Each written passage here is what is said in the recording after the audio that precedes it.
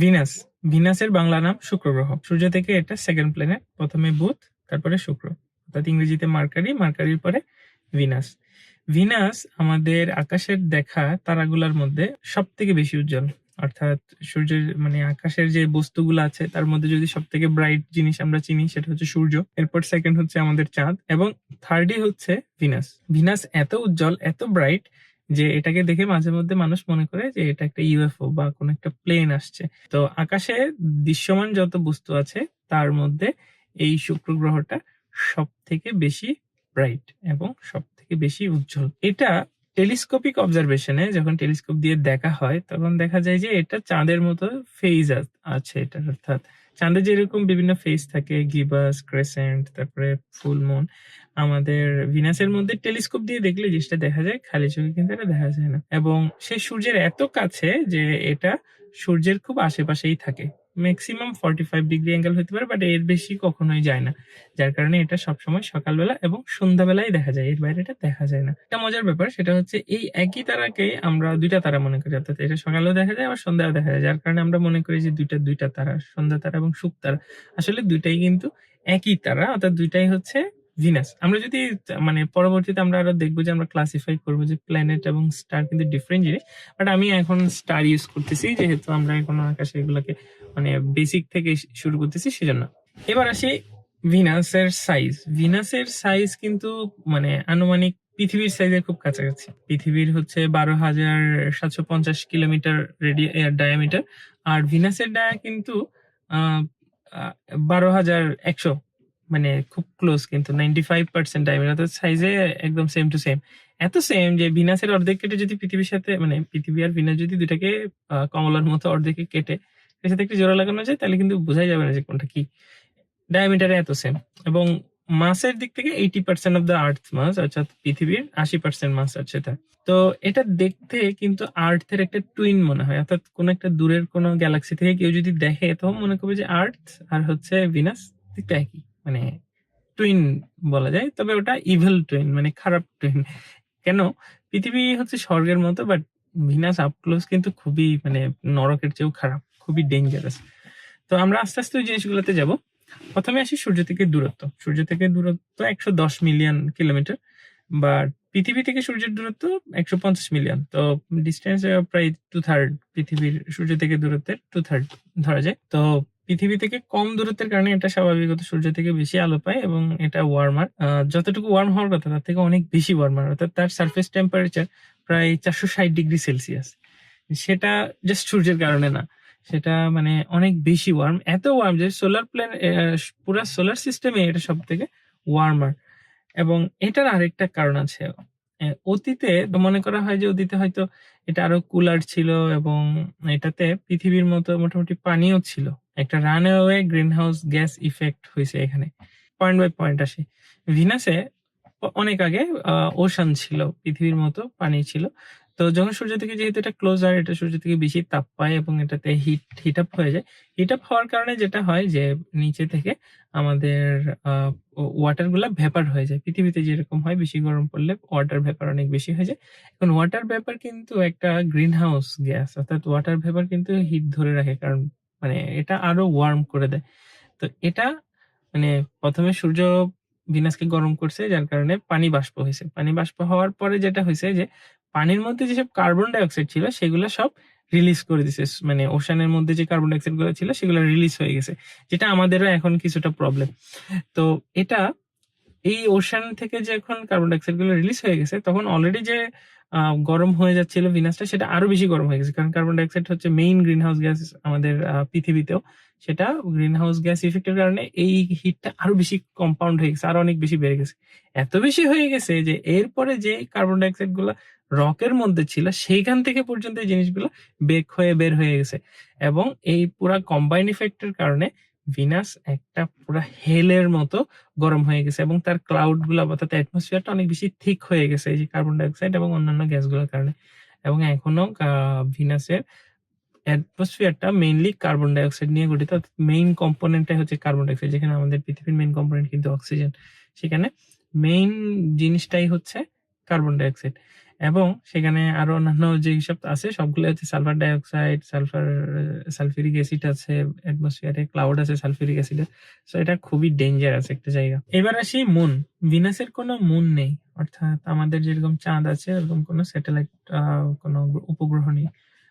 হয়তো আগে ছিল, সেটা সূর্যের কারণে, গ্র্যাভিটির কারণে চলে গেছে। কারণ সূর্যের অনেক কাছে।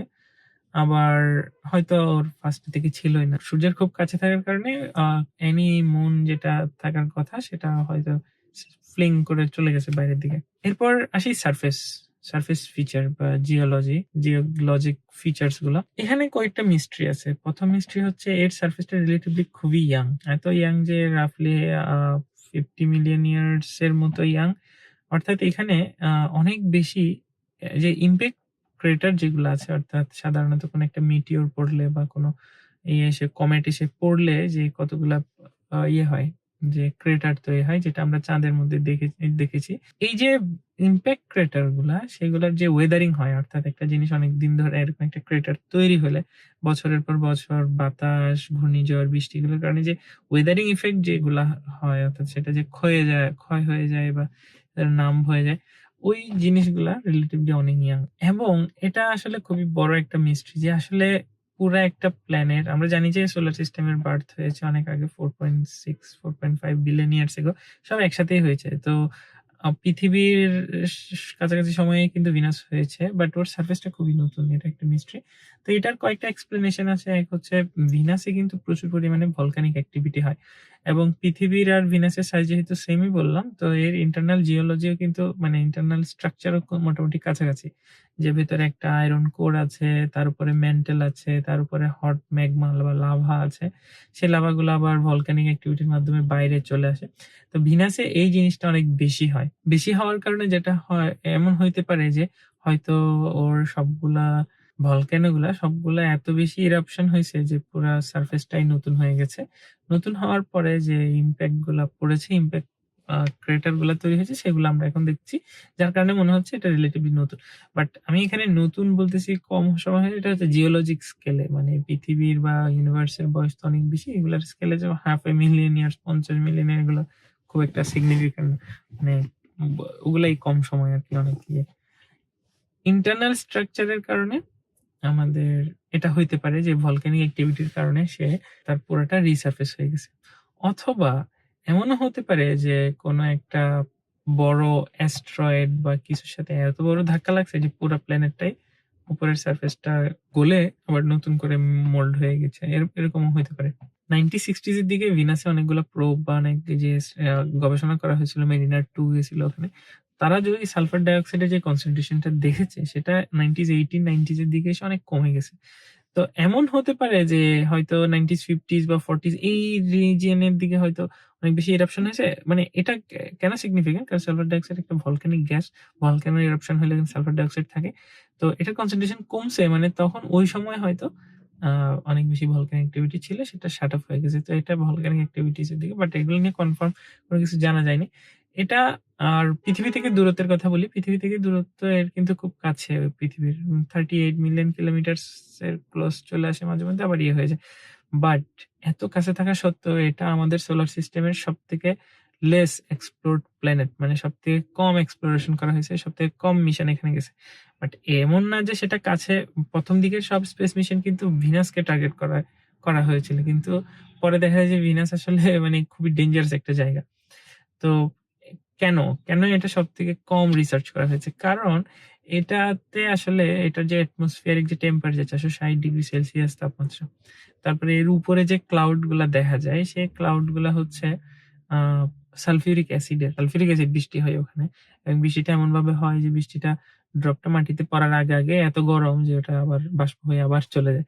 সো খুবই ডেঞ্জারাস একটা ইয়ে। এবং সেখানে এমনও হয় যে, যে রকের মধ্যে যে গ্যালিনা বা বিস্ময়তানাইট যে আ মিনারেলস আছে, সেগুলো পর্যন্ত গলে বাষ্প হয়ে উপরে চলে যায়। সেখান থেকে কালো বৃষ্টি হয়ে আবার পড়ে। তো এখানে মেটাল বৃষ্টি হয়। এত ভয়ংকর একটা জায়গা যে সেখানে ধাতু পর্যন্ত গলে, অর্থাৎ এর সারফেস টেম্পারেচার কিন্তু এত বেশি যে সেখানে লেড পর্যন্ত আমাদের গলিত অবস্থায় থাকে। সালফিউরিক অ্যাসিডের যে ক্লাউড, এটার কারণে ভিনাস যে আমরা এত বেশি ব্রাইট দেখি, টেলিস্কোপ দিয়ে দেখলে কিন্তু এটাকে সাদা দেখা যায়, একদম সাদা চকচকে এবং সে সূর্য থেকে অনেক বেশি আলো রিফ্লেক্ট করে, অনেক বেশি দেখা যায়। এত বেশি ব্রাইট পৃথিবী থেকে দেখা যায়, এটার অন্যতম কারণ হচ্ছে সালফিউরিক অ্যাসিডের ক্লাউড। তো ফিরে আসি ক্লাউডের কথায়। Sulphuric acid cloud, surface temperature অনেক বেশি, এ তো হস্টাইল এনভায়রনমেন্ট এবং সেখানে যে উপরে যে বাতাসের যে স্পিড সেটা প্রায় ৩৭০ কিলোমিটার/আওয়ারে সেখানে মানে এয়ার ফ্লো হয়। তো এটা খুবই ডেঞ্জারাস একটা সিচুয়েশন। সেখানে কোনো একটা স্পেস প্রোব ল্যান্ড করাও খুবই ডিফিকাল্ট।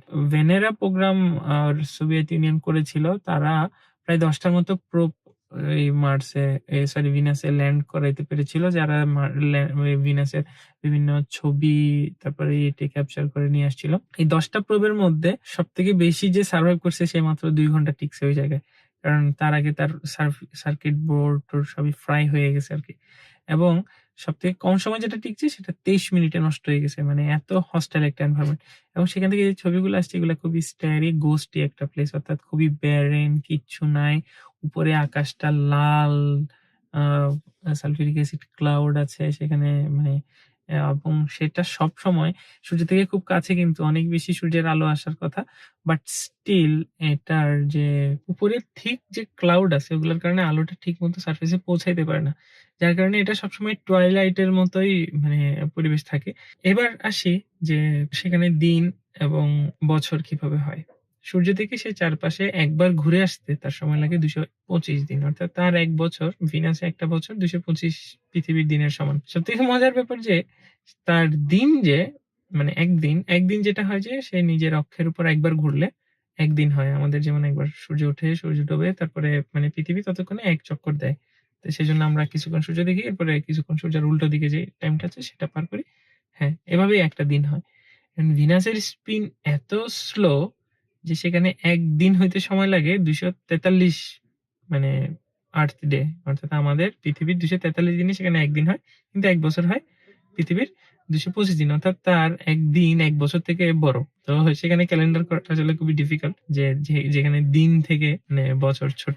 এবার আরেকটা জিনিস, সেটা হচ্ছে যে ভিনাস ঘোরে উল্টা দিকে। সোলার সিস্টেমের প্রত্যেকটা গ্রহ ঘোরে একদিকে। আর ভিনাসের যে মোশন সেটা হচ্ছে উল্টা। উল্টা হওয়ার কারণে যেটা হয়, আমাদের এখানে কি হয়? পূর্ব থেকে পশ্চিম দিকে পূর্ব দিকে সূর্য ওঠে, পশ্চিম দিকে ডোবে। আর ভিনাসে উল্টা। ভিনাসে হয় পশ্চিম দিকে সূর্য ওঠে আর হচ্ছে পূর্ব আকাশে সূর্য ডোবে।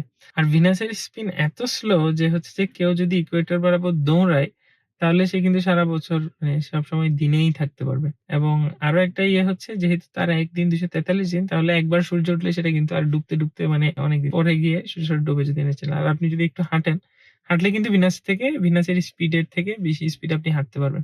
অর্থাৎ এত স্লো রোটেশন।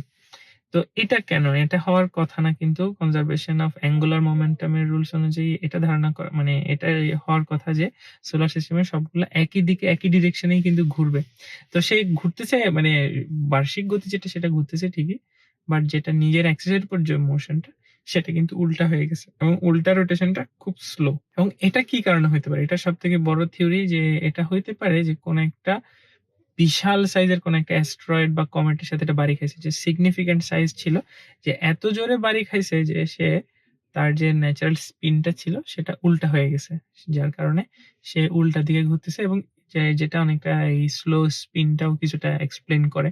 হয়তো তার আগের যে স্পিনটা ছিল তার থেকে এত জোরে বাড়ি খাইছে যে সেটা পুরোটা ইয়ে হয়ে উল্টা দিকে সামান্য স্পিডে ঘোরা শুরু করছে। এইভাবে হচ্ছে ভিনাসে আ বছর আর দিন এগুলা হয়। তো আপনি যদি ভিনাসে থাকেন তাহলে এটার দিন ক্যালেন্ডার, অবশ্য ভিনাসে থাকলে তো আসলে দিন ক্যালেন্ডারটা লিস্ট অফ ইওর ওয়ারিস, যে সেখানে তো আরো অন্যান্য বিষয় নিয়ে চিন্তা করতে হবে, যে তাপ, তারপরে বাষ্প এসব। এবার আসি ভিনাসের লাইফ এর ব্যাপারে। ভিনাসে লাইফ নিয়ে অনেকে বলে যে মানে ধারণা যে ভিনাসে লাইফ থাকা পসিবল। কারণ যে গ্রাউন্ড আছে, গ্রাউন্ড থেকে আ 100 কিলোমিটারস বা 60 কিলোমিটারস মানে উপরের অ্যাটমসফিয়ার এ গেলে টেম্পারেচারটা পৃথিবীর কাছাকাছি থাকে। আ এবং সেখানে মাইক্রোব হওয়া পসিবল, অর্থাৎ ব্যাকটেরিয়া জন্মানো পসিবল। এরপর আরেকটা যে প্রুফ হচ্ছে যে যে ভেনেরা যে প্রোগ্রাম ছিল সোভিয়েত ইউনিয়নের, তারা কিছু পার্টিকেল সাইজ পাইছিল। পার্টিকেল ডিটেক্ট করছিল যেগুলার সাইজ রাফলি 1 মাইক্রন, যেটা পৃথিবীর আর্থের যে ব্যাকটেরিয়া গুলার সাইজ তার কাছাকাছি। বাট এটা কোন কনক্লুসিভ প্রুফ এখনো মেলেনি এবং এটা এত হস্টাইল এত যে ওখানে স্পেস মিশন পাঠানো খুবই ডিফিকাল্ট। যদিও নাসা ২ টা মিশন প্ল্যান করতেছে, ভেরিস্ট্রাস অ্যান্ড হচ্ছে আরেকটা মিশন যেটা আরো পরে আসবে। ওই মিশনগুলো নিয়ে তারা আরো গভীরভাবে এনালাইসিস করবে এবং আরো বেশি, যার কারণে এটা আসলে সোলার সিস্টেমের খুব কাছে থাকা সত্ত্বেও আমরা আমাদের খুব কাছে থাকা সত্ত্বেও আমরা খুব বেশি মিশন কিন্তু ওখানে নিতে পারিনি। কারণ এটা খুবই হস্টাইল একটা প্ল্যানেট। ভিনাসের আন্ডারস্ট্যান্ডিং থেকে কিন্তু আমরা গ্রিন হাউস গ্যাসের যে ইফেক্ট, তারপরে হচ্ছে যে আমাদের যে সিএফসি ব্যান করা যে রেফ্রিজারেন্ট বা রেফ্রিজারেটর সেটা কিন্তু ভিনাসের স্টাডি থেকেই আসছে। সেটার একটা ভিডিও আমার এখানে আছে যে কিভাবে সিএফসি এবং এগুলা ব্যান্ড হইলো এবং এটা কোত্থেকে আসছে। সেটা আসলে ভিনাসের স্টাডি থেকে আসছে। সেই ভিডিওটা আপনারা চাইলে দেখে নিতে পারেন। আরেকটা জিনিস মেনশন করতে ভুলে গেছিলাম, সেটা হচ্ছে ম্যাগনেটিক ফিল্ড। ভিনাসে কোনো ম্যাগনেটিক ফিল্ড নাই। যেটা ম্যাগনেটিক ফিল্ডটা না থাকার আরেকটা কারণ হতে পারে যে এর যে স্লো স্পিনের কারণে এর ম্যাগনেটিক ফিল্ডটা নাই। কারণ আমাদের আর্থের যে স্পিনের কারণে কিন্তু আমাদের ম্যাগনেটিক ফিল্ডটা তৈরি হয়। ম্যাগনেটিক ফিল্ডটা আমাদেরকে প্রোটেক্ট করে। আর ভিনাসে কিন্তু সেই ম্যাগনেটিক ফিল্ডটা নাই। প্রবাবলি ফর স্পিন এবং আদার থিংস হইতে পারে। তো সেখানে ম্যাগনেটিক ফিল্ড নাই। যার কারণে সেটা সূর্যের আবার কাছেও। ওখান থেকে সূর্য থেকে বিশাল পরিমাণ যে সোলার উইন্ড আসে, সেটার কারণে আ ধারণা করা হয় যে মার্স এই ভিনাসে যখন স অ ওর সমুদ্রগুলো যখন উত্তপ্ত হয়েছিল, যখন বাষ্প হয়েছিল ওয়াটার ভেপার, তখন এই সোলার উইন্ড এর কারণেই এই পানিগুলা মানে ওই অ্যাটমসফিয়ার থেকে বাইরে চলে যায় along with all the lighter যে এলিমেন্ট গুলা ছিল ওগুলো সব নিয়ে সোলার উইন্ড এর কারণে সেগুলা বের হয়ে চলে গেছে। যার কারণে এখন আমরা দেখলে ওখানে পানির কোনো ট্রেস পাওয়া যায় না। অর্থাৎ ওয়াটারের কোনো ট্রেস নেই। বাট এটা বিলিভ যে ওখানে আসলে পানি ছিল। সেটা আরো ফার্দার স্টাডি করলে আসলে বোঝা যাবে যে আসলে হ্যাঁ। আর আরেকটা ইন্টারন্যাশনাল কনভেনশন আছে ভিনাস নিয়ে, যে ভিনাস যেহেতু গড অফ লাভ এর নামে করা এবং ওই ভিনাসের যত সারফেস ফিচার আছে এগুলো সব কোনো না কোনো গ্রেট ওমেন বা মেয়েদের নামে করা হয়। যেমন সেখানে মোনালিসা নামের স্ট্রাকচার আছে, অ্যাফ্রোদিতি নামের আছে। সেখানে আরেকটা ইউনিক স্ট্রাকচার দেখা যায়, সেটা হচ্ছে পেনকেক স্ট্রাকচার। সেই পেনকেক স্ট্রাকচারটা হচ্ছে অনেকটা একটা উল্টা প্লেটের মতো আরকি। আমাদের যে ফ্ল্যাট কতগুলা প্লেট থাকে, সেটা হচ্ছে কিছু কিলোমিটার হাই এবং হচ্ছে প্রায় ১২ থেকে ৬০ কিলোমিটার উইথ এর কতগুলা পেনকেকের মতো কতগুলো স্ট্রাকচার দেখা যায়। তো এগুলার গঠন নিয়ে ধারণা করা হয় যে কোন একটা আ ভলক্যানো থেকে যখন লাভা বের হয়, অনেক বেশি যদি ভিসকাস হয় অর্থাৎ অনেক বেশি ঘন যদি লাভা হয়, তাহলে সেটা স্প্রেড হইতে মানে আস্তে স্প্রেড হয় এবং ইউনিফর্মলি একটা ইউনিফর্ম হাইটের বিশাল একটা স্ট্রাকচার হয়ে যায়। এই প্যানকেক ডোমটা ওভাবে হাইলি ভিসকাস ম্যাগমার কারণে তৈরি হয় এবং যেহেতু সেখানে খুব একটা আ সারফেসে খুব একটা অ্যাটমসফিয়ারিক অ্যাক্টিভিটি খুব কম, যার কারণে সেটাতে কোনো ডিসরাপশন বা ডিস্টার্ব হয় না। যে কারণে সেগুলো ইউনিক ফেজ এ থেকে যাচ্ছে। Thank you for watching. আমরা এরপরে মার্স নিয়ে ভিডিও করব। আশা করি সেটা দেখবেন। আর এর আগে সোলার সিস্টেমেরও ভিডিও করা আছে। মার্কারি নিয়েও আমরা একটা ভিডিও করেছি। সেটা আপনি দেখতে পারেন। Thank you for watching.